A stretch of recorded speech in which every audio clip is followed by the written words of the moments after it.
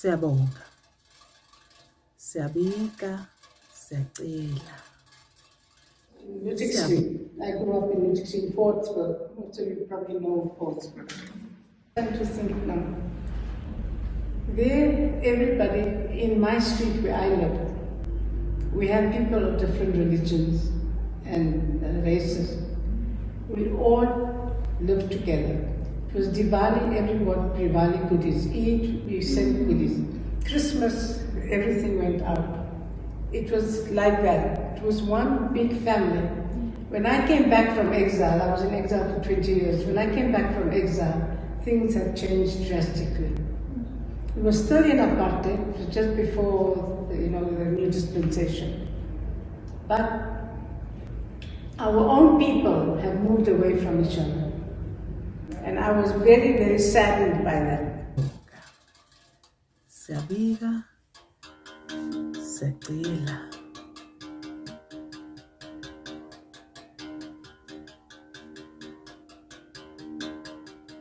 Makhosi amahle, zizukulwane eziyisithupha, naphezulu komama nobaba,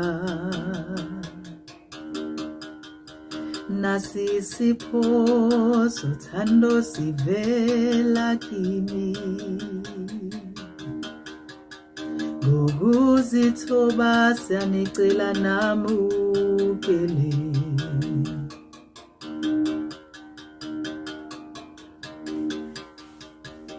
In India to Port Natal.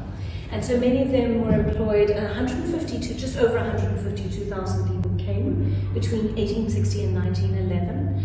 And they were put to work on commercial enterprises like the plantations, which were on the northern coast of Natal, or they were put to work on the Natal government railways, as my grandmother and her family was.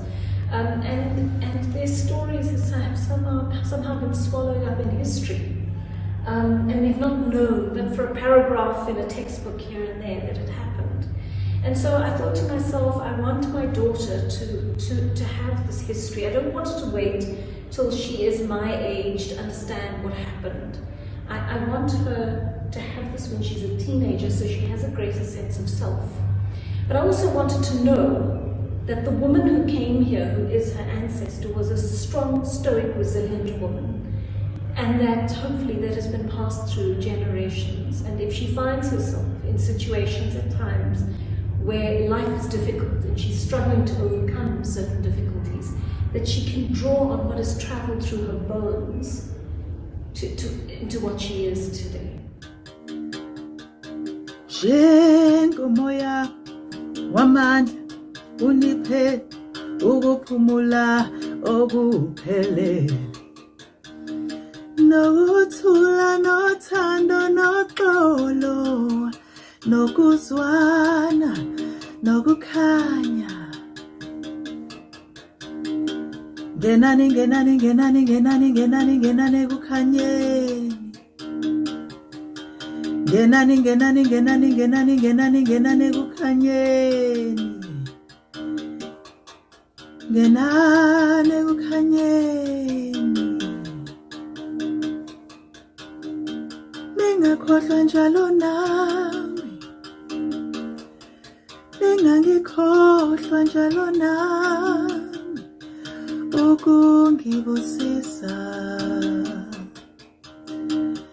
nezizukulwane zami sonke.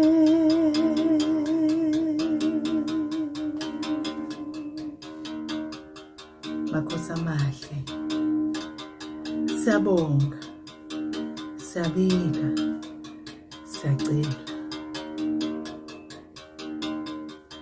Nina badala siyanibusisa, siyanibonga ngemizamo yenu. Nina bogogo nani makhehla, ngemizamo yenu siyabonga.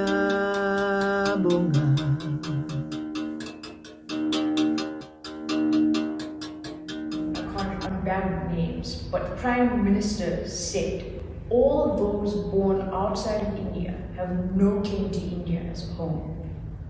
And that's why we refer to ourselves as South African Indians. So just to add on to that what do we actually call ourselves? Why do we still hold on to Indian as a sub or India as a satellite?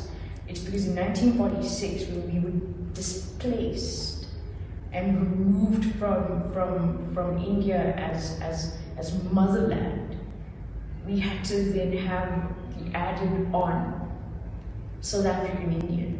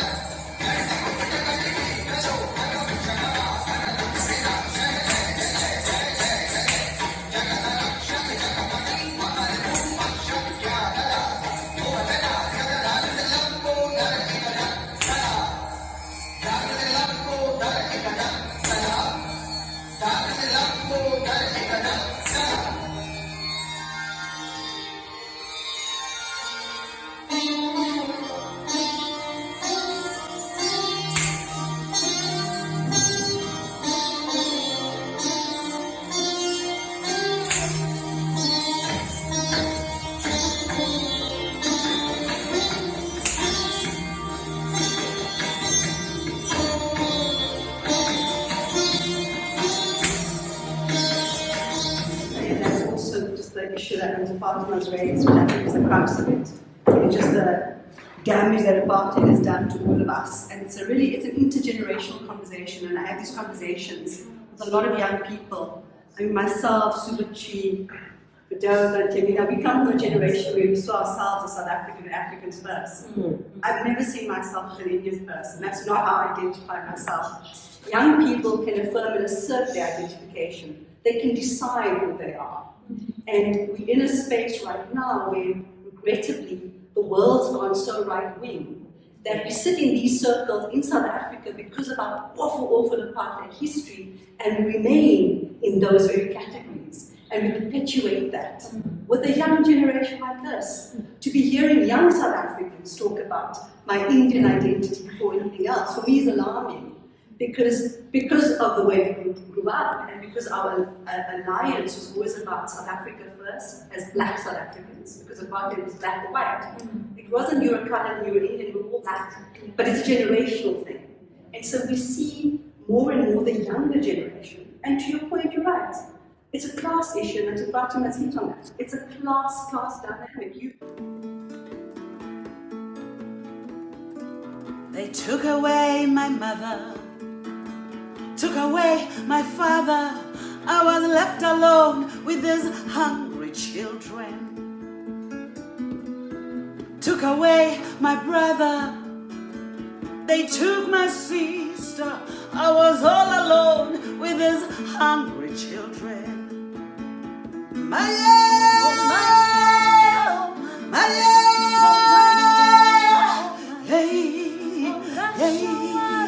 Whoa!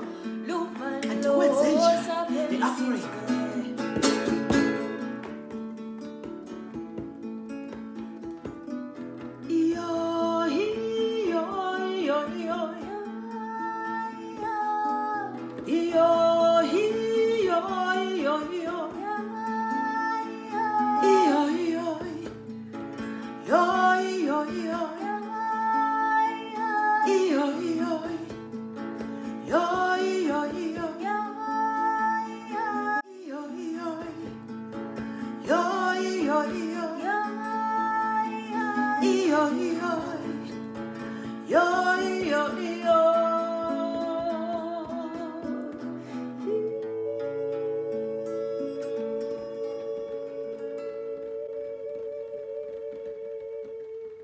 op die grond en al die offcuts dan sny het ook. Oh, sweet. You know, I was 13 when I went to work in a factory. Yeah. So she had to make me older. Yeah. Like, let's be 16. Yeah. So when she was working, the boss asked her, if you got daughters, they were like learners. So she took me. En toen ga ik in die machine, en mijn vinger. just Really like- went in my feet. Oh, 10 years old, I went to work sure. in the factory. And I worked myself, I became a sample in. Oh, wow. And I used to watch over, and the Digi and her sister was working there. It was a Jewish lady, she had just few machines. Okay.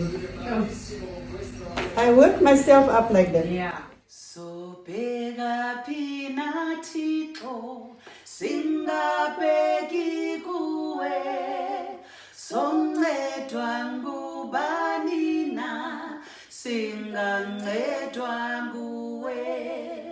Wadala thina bantu, wenza into zonke, wamisa nenkululo, sikhulule sonke. You told a story once to me that I hope you'll tell the crowd about the day that you went into exile and the white sari that you wore and the different experience. And I think of that because I actually sent a message to my mom upon arrival, a bit ashamed.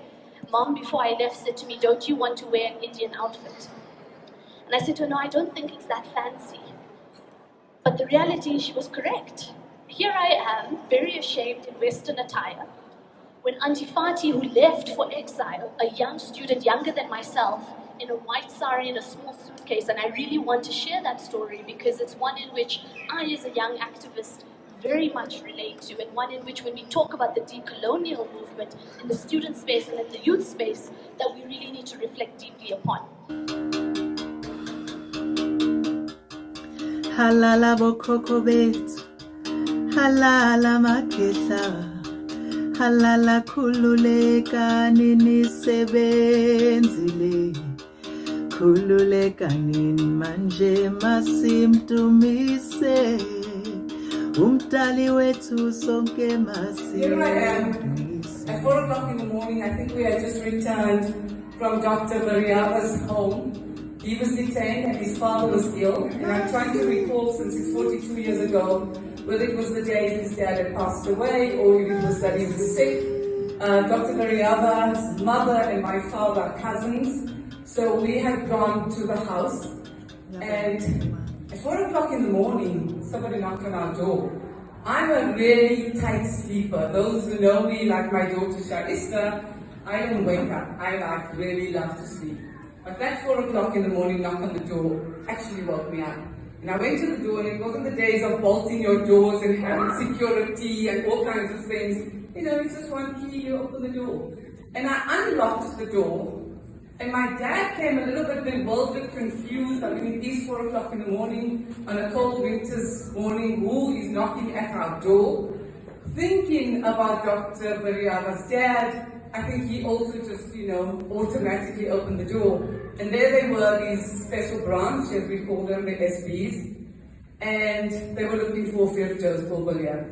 My father tried to pretend that there was no Firdaus Bulbulia. He got the wrong place. And he tried to tell them it's up the road on the other side of Lillian, and then I think he remembered that I have a cousin called Firoza, who is at 18 Lillian Road. We were at 29